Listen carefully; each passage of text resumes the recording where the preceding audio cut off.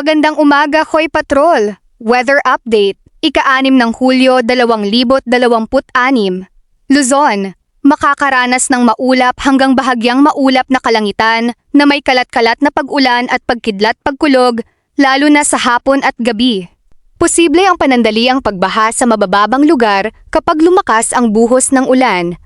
Pag-asa, Visayas, inaasahan ang mainit na umaga, ngunit may tsansa ng mga localized thunderstorm pagsapit ng hapon at gabi. Mag-ingat sa biglaang malalakas na ulan at pagbugso ng hangin.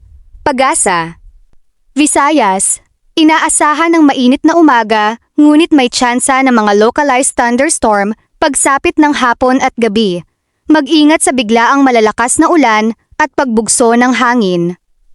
Pag-asa, Mindanao, karamihan ng lugar ay magiging bahagyang maulap hanggang maulap na may kalat-kalat na pag-ulan at pagkulog lalo na sa hapon. Wala namang inaasahang malawakang sama ng panahon sa malaking bahagi ng rehiyon ngayong umaga. Pag-asa, Davao City, bahagyang maulap ngayong umaga. May posibilidad ng panandaliang ulan at thunderstorm sa hapon. General Santos City, maaliwalas hanggang bahagyang maulap ngayong umaga. Posible ang panandaliang pag-ulan sa hapon.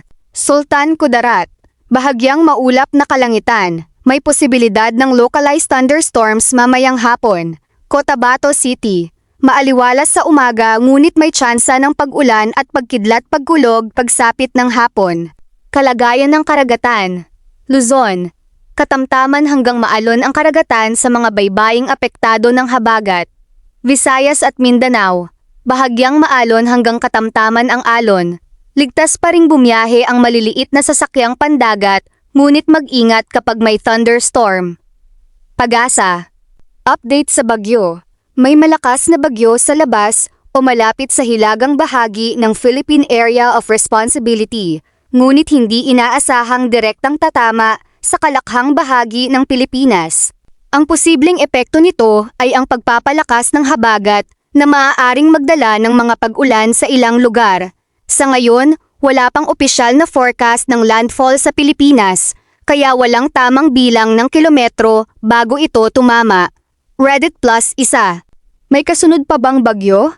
Ayon sa PAGASA, inaasahang may 2 hanggang 4 na bagyo ang maaaring mabuo o pumasok sa PAR ngayong Hulyo, kaya patuloy na magbabantay sa mga susunod na weather bulletin. Reddit.